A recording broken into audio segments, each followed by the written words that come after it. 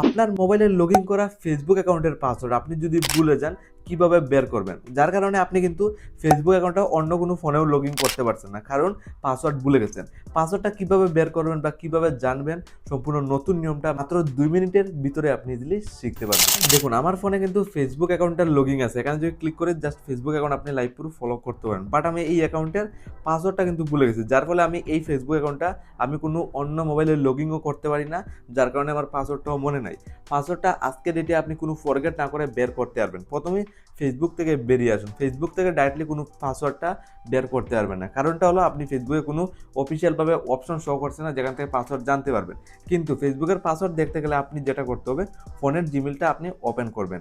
দেখুন, আমি প্রসেসটা দেখিয়ে দেবো, যে প্রসেসটা ফলো করে আপনি ইজিলি কিন্তু আপনার ফেসবুক অ্যাকাউন্টের পাসওয়ার্ডটা পেয়ে যাবেন।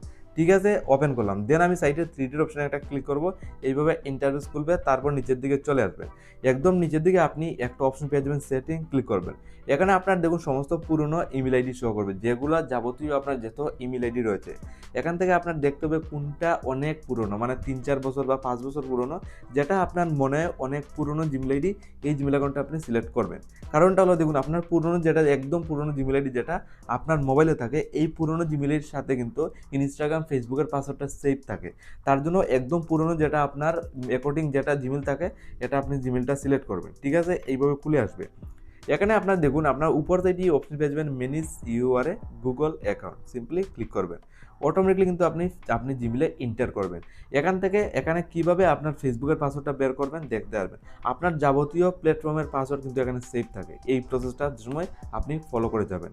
তার জন্য নিচের দিকে আসার পর সিকিউরিটি অ্যান্ড সাইনিং, এখানে ক্লিক করবেন। তারপর আপনি একটু নিচের দিকে চলে আসবেন।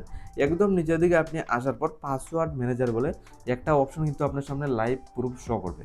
এখানে সাইডে দেখুন পাসওয়ার্ড ম্যানেজার, আপনার যেটা করতে হবে এখানে একটা ক্লিক করবেন।